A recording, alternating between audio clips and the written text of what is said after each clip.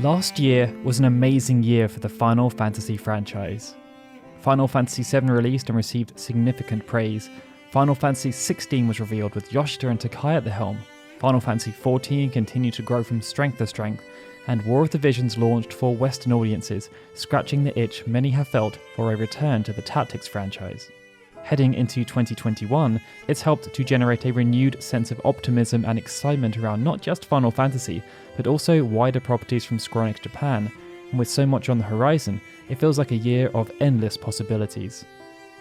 In the immediate sense, we know that Square Enix are planning to share much more about Final Fantasy XVI, and they have spoken about this plan numerous times. This game was revealed in September during the PlayStation 5 showcase, but the trailer was not met with unanimous praise, with a focus on what some perceived to be poor visuals. In response, Yoshida noted that they didn't just want to show off a flashy CG trailer, as they wanted to convince people that this game will be coming out sooner rather than later. But he did concede that the initial trailer had few selling points.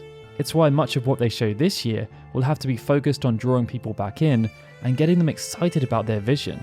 They took the initial step in October by launching the official website. This revealed the name of the main protagonist, Clive Rossfield, as well as more details about the game's lore and wider world.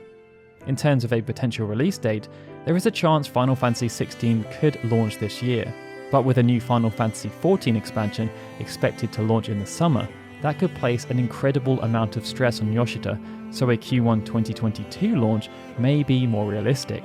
Square Enix have historically favoured this window for their AAA Japanese games, with the 7 Remake, Kingdom Hearts 3, Dissidia NT and NieR Automata all releasing during this window over the past 4 years. If 16 were to launch during that window, then it would point to a big release date reveal around May or June, with constant engagement for around 9 to 10 months following. This was an approach they employed for both the 7 Remake and Kingdom Hearts 3, and they also did the same for Final Fantasy XV.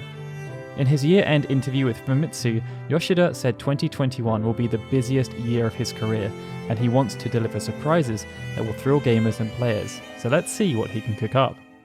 That then brings us on to the Final Fantasy VII Remake, which has been very quiet since it launched back in April last year. To date, there has only been one small patch, and that was released very quietly. Given the climate we live in, where developers and publishers are ramming DLC down our throats or providing awesome content for free in order to keep players engaged, this has come as a huge surprise, but that doesn't mean their silence will continue for much longer. Yoshinori Kitase has been conducting small interviews since release to assure fans that development of whatever's to come has not seen any major impact because of the remote working situation, and in his year-end comments, Kitase was rather cryptic. With Famitsu, he shared that his key phrase for 2021 is, "The story will be connected." He also shared that the new world of Final Fantasy VII has only just begun, and that his aspirations don't just relate to 2021, but also the years beyond that, specifically in terms of how the story of this new Final Fantasy VII will be expanded. There are numerous ways that this could be interpreted, as always, and in the immediate sense, it reminded me of a quote from Kitase back in 2017, where he was speaking about ways to sustain interest between the releases of each part of the 7 Remake. Kitase noted that although there wasn't a concrete plan at the time, they were considering the use of live streams to interact with users, but weren't confident about being able to do that due to how busy they would be creating the individual parts of the game, as well as working on other titles. Now, the mention of other titles could relate to other games within his business division or other games relating to the Final Fantasy VII Remake project, and that's obviously down to individual interpretation. But when this quote surfaced, we mentioned the possibility of a mobile game being released to support the 7 Remake, as Square seemed to be enjoying so much success with them, but who knows what will happen in that regard. In terms of keeping interest up, it would at least make sense for there to be a PlayStation 5 version of the game released at some point this year. We've seen other games getting the same treatment, such as Nioh, Spider-Man and Control, boosting performance to take advantage of the new hardware, and this would make sense as they could attract PlayStation 5 owners who perhaps were waiting to purchase, while offering it as a free upgrade for those who own a PS5 but already purchased the PS4 version. Based on Kitase's reluctance to say that big news will be shared this year, it feels like Final Fantasy VII Remake Part 2 will take a bit of a break to let Final Fantasy XVI have the limelight, and the focus will instead be placed on smaller announcements and interviews, and maybe some supporting properties to keep the fires warm. In terms of the rest of the franchise, Well, as mentioned, there's a very strong chance a new Final Fantasy XIV expansion will be announced on the 5th of February. Square Enix has announced that they will be holding a showcase, and its timings line up with announcements for the previous 3 expansions. Yoshida also noted to 4Gamer that this year will bring a new story and a new world of adventure to the game. There will also be waves of new content for Brave Exvius, War of the Visions, Opera Omnia and Record Keeper, as they each continue to prove valuable assets to Square Enix, despite some of them being quite old now. And who knows, Square Enix may even choose to do something towards the end of the year to celebrate the 5th anniversary of Final Fantasy XV. Just over a year ago, it had been revealed that this iteration had become the 3rd best-selling mainline game, with 8.9 million copies sold, and I'm sure Square Enix would love to push it to the 10 million mark. Final Fantasy XI has also seen a resurgence with the release of a brand new story quest last year. Akihiko Matsui revealed that they are planning to build on this throughout 2021, ahead of a big push in 2022 to celebrate the game's 20th anniversary. As busy as it's going to be from a Final Fantasy perspective, if we broaden the net and focus on Square Enix Japan, well, this year is rammed. We should see the release of Bravely Default 2 on the 26th of February on the Nintendo Switch. Balan Wonderworld will launch on every major home console on the 26th of March, and NieR Replicant version 1.2247448713 will release on the 23rd of April. For Japanese audiences, NieR Reincarnation will launch in the build-up to the NieR update, and Yosuke Saito has revealed that Yoko Taro is working on 2 new games in addition to these titles. Perhaps we'll hear more about those this year. Saito has also promised in his year-end update with 4Gamer that we'll hear more about Babylon's Fall, the new IP Square Enix are developing with Platinum Games. With any luck, we may also receive news about Project Athia, the new IP being developed by Luminous Productions.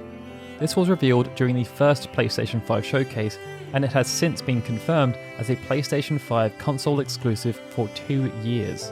Yosuke Matsuda has spoken about this title personally following its release, which is quite unusual, and according to Imran Khan, who quoted insider sources, Square Enix view it as one of the most important projects they're working on, and it will be marketed heavily when the time is right. To go along with that, it's also speculated that Square Enix has hired Ella Belinsky for the lead role. Now, it appears as though Kingdom Hearts will go on a small hiatus as they prepare for the franchise's 20th anniversary, but there are still rumours of a Kingdom Hearts Disney Plus series to keep people excited. And it's not like Nomura won't be busy, as he's still working on the Final Fantasy VII Remake, and they've also just announced that a sequel to The World Ends With You called Neo will be releasing in the summer of 2021, as well as a supporting anime series that will debut in April. It also promises to be an interesting year for the SaGa franchise. Romancing Saga Re-Universe launched in 2018, and it has since become one of Square Enix's most successful properties. In 2020, it was the 22nd highest grossing mobile game in Japan, generating almost $100 million in revenue, and it has revitalized the franchise. Such has been its success that SaGa Scarlet Grace was localized and released on current generation home consoles as Scarlet Grace Ambitions. They relaunched Imperial Saga as Imperial Saga Eclipse. Collection of Saga appeared as a surprise in a Nintendo Direct, and they've just announced that a remaster of SaGa Frontier will be released this year, complete with additional content. Kawazu also told 4Gamer that he'd like to use 2021 to prepare for the release of a brand new game. Whether that's Saga related remains to be seen, but it's very much his main focus these days. Square Enix will no doubt be hoping other franchises can build out in the same way as Saga, and Octopath Traveler is cementing its position following the successful launch of a prequel mobile game. This has surpassed 10 million registered users in just 1 month, and they've even started running TV commercials in Japan, while no doubt planning a Western release. And then there's Dragon Quest. Next year marks the 35th anniversary of the franchise, and Square Enix no doubt has many surprises up their sleeves, although anything that does happen will probably be focused on Japanese audiences. So yeah, to summarize, it's going to be a very busy year. We'll try our best to keep you informed about all the important updates to key games throughout, while of course still delivering high quality exploratory content. For now though, let us know in the comments below what your expectations are for 2021, and if you enjoyed this update, then please be sure to hit that like button and subscribe to our channel. Alright guys, this is Daryl signing out. A big thanks to all of our Patreon and YouTube membership supporters, and of course, a big thanks to all of you for watching this video. I hope to see you all again soon for more Final Fantasy goodness.